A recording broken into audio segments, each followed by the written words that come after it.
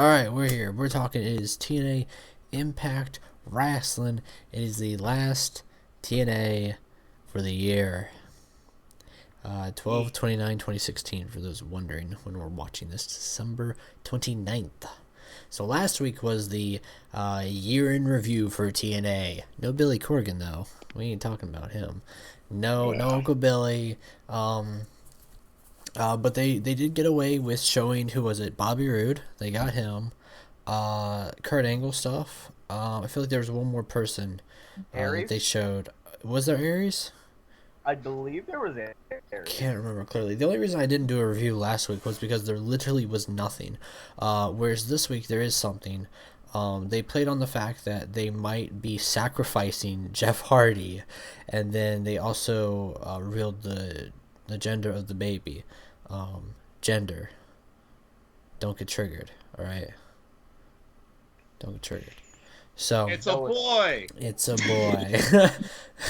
Or no, is it? Don't choose what gender it is. It's 2016. Actually, another no. Hardy boy. Soon it will be 2017, and it will have to be a boy. Alright, but real talk though, this episode really was for the people who don't know about the broken Matt Hardy character. It was the Matt Hardy year in review edition. You know, we started off with the 12 days of deletion, and we told about how he would face EC3, and EC3 would keep on getting the best of him. And that, in the back of my mind, it makes me think, wow, EC3 has really fallen off the stage this year. Whereas Matt Hardy's, even though he's lost, he's really gained that character development. That EC3, kind of just went stale, honestly. You get to see, so you know, there's that aspect of it.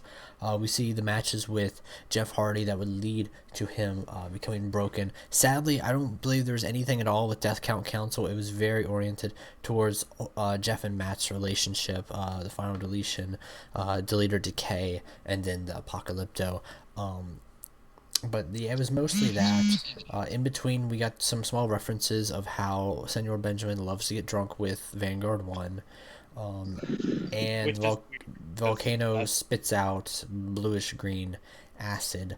So just the fact that this man has a zoo and a volcano in his backyard really makes me feel insecure about living in the same state as him, that he could just unleash, you know, explosions at that close not only proximity. that, he'll send the hurricane after you. Yeah, now he owns a hurricane. But that's pretty much it for this episode. We really can't talk too much in depth about it, which is bad.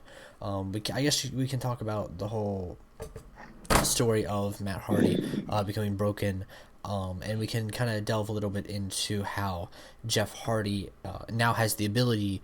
You know, he was undeleted in terms of broken Matt Hardy said, "I have summoned the 7 deities to undelete you." So now Jeff Hardy can be Jeff Hardy. He is no longer... He is Brother Nero at heart, but he can be Jeff Hardy now. And then we're also teasing in like 18 or 20 or 30 years another Hardy Boys rendition. Yeah, but they will not be spot monkeys like the Bucks of Youth. Oh, we hope. We hope not. We hope not. So what do you guys... No, we hope there's... What do you guys think about it? Of course, Mullins, they showed the episode that I remember very vividly first watching with you, or at least this was a big episode in us watching TNA, and what was the turning point, I think, for you, and really turning point in the company also was the Jeff and Matt Hardy I Quit match, where they both were knocked unconscious. Yes. Because if anyone remembers, I hated TNA when we first started reviewing. When I first really started watching, I couldn't get into it. It seemed cartoonish and clownish, and basically, like, you could see, like, vivid rip-offs of storylines that WWE was blatantly doing on Third Monday. And it was all over the place. It was all over the place. You couldn't pay attention. Like, it was like watching it and having ADD and not having any medication to help you with it. Like it was literally like your mind had to go in 100 different directions just to know what was going on. Yeah. Imagine actually having ADD and watching that and how fucked up you got. Oh, trust me, I have ADD, and that's why it was bad. Imagine having ADD and watching the tag team Apocalypto. Yeah, I think that was a rough time for Mullins. We had to strap him down to a chair. Yeah, very, that very was rough. Like Tech even heard me. I was like, my We head's actually took exploding. breaks during that. We were like, all right, We had to we're take gonna take a breaks for break, a get second something to because drink. I was like, I have to go get a drink and I have to go get some food. Yeah, like this is Oh, getting he crazy. spit it out as soon as he saw Ricky Morton. That's what it was, Ricky Morton. Yeah. But what are you guys' thoughts on now? Jeff Hardy is undeleted, and it puts that element on the table that if he was to depart from TNA, that he is undeleted and he could go on his own journey. He's undeleted. Does that mean he was redone, technically? Well, it's weird because redo button. It's weird because we're basically back where we started with Jeff Hardy, because Jeff Hardy was Jeff Hardy, the charismatic enigma, and then he became Brother Nero after slowly after time because he got broken and whatnot, and then we started seeing reminiscences of Jeff Hardy coming back week after week, and then finally he became undeleted tonight. So I just want to see Itch meet again. you want to see what? I want to see Itch meet again. I think the possibility of Final Deletion 2 is upon us, though. But I think the roles will be reversed. If we see these guys last this long in the company, as I'm really surprised no one's tried to tie them down. But I think they have so much fun here. Why would they want to leave anyways? Because they have creative control. Exactly, that's why. So they don't want to leave. They're having too much fun. Why do you think Chet Sterling appeared on the tag team apocalypse? What did you guys think about the baby reveal? The second king. It was unique, actually. How do you think they're gonna play that? That really makes you wonder. How is this gonna play into everything? Do you? I hope King Maxwell and this new baby have a feud to decide who the real king will be. Even though one's 1 year old, 1 year old. Well, by the time he'll be by the two. time that maybe. They will born, fight Rockstar Spud. Maxwell should be able to speak full sentences by the time this baby's born. He'll say he's going to delete his brother. It'll be like And they're Kane and gonna the have a Undertaker, handicap.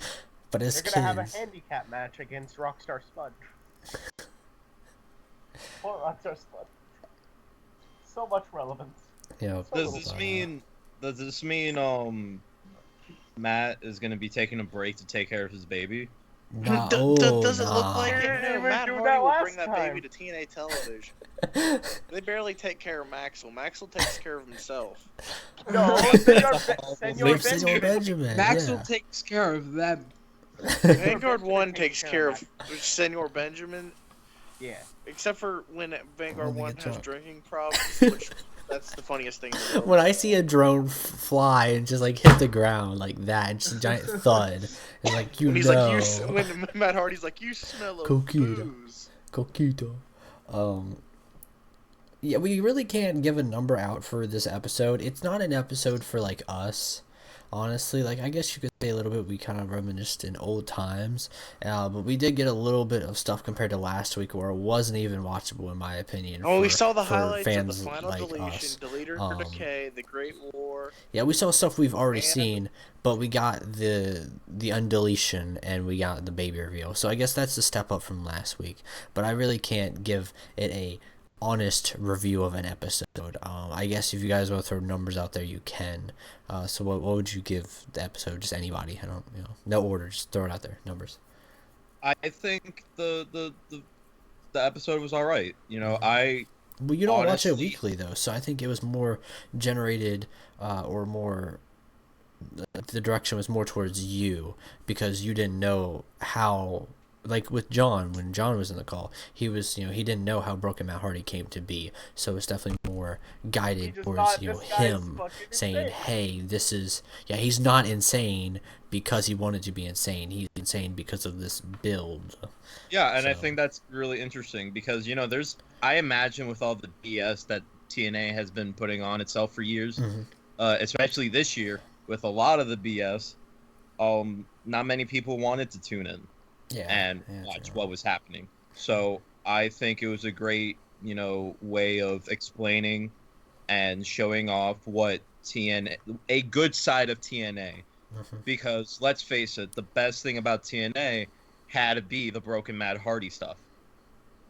It like it was the most compelling thing to happen in TNA wrestling for a very long time. Yeah, I'll agree with that. So I'm gonna give it a I'll give it an 8. Mainly because if it was any higher, I think it would been you would had to show wrestling matches or original not content, wrestling you know, matches. or Original yeah. stuff. Like I don't know, have Brother Nero fight his way to get a redemption or whatever. He was Against shaking. He was Ed shaking. Darkblood. There was a fire. There I would have was just loved. volcanoes. I would have just loved to see him beat up Itchweed and Willow and like a addition of Brother Nero or something like that, or like a. I think that would have demon been cool. seed spawn of that would have been cool to see him like fight You all of must them. defeat your others, Brother Nero. Yeah. Anybody else got stuff? I have my numbers. Shoot it out. Thing is, I like Lenny's score, but since it was a review show, and I've given TNA a lot of props this year, I give the segments of Matt a 9. I give the entirety of the show a 7 for 2017. All right. Anybody else? Oh, let me just say give this the show show this show also made me buy a TNA brown bag and a Jeff Hardy coloring book. So it's gonna deserve at least an 8 for me. I'm giving it a 10. Sponsored. Congratulations, TNA. You did something good for once. Congratulations, Pilgrims. Mullins, Let's you want to hope say anything? 2017 we don't see Dixie Carter buried. Let's see.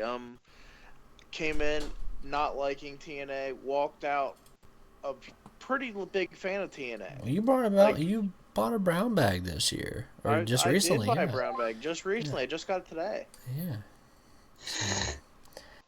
And most definitely, it's been a great year for TNA. TNA changed the way they did things. They were trying too much to be like WWE, and now they're not trying to be like WWE right now, which is good. It's good to not like try to copy, because then all it is you're just compared.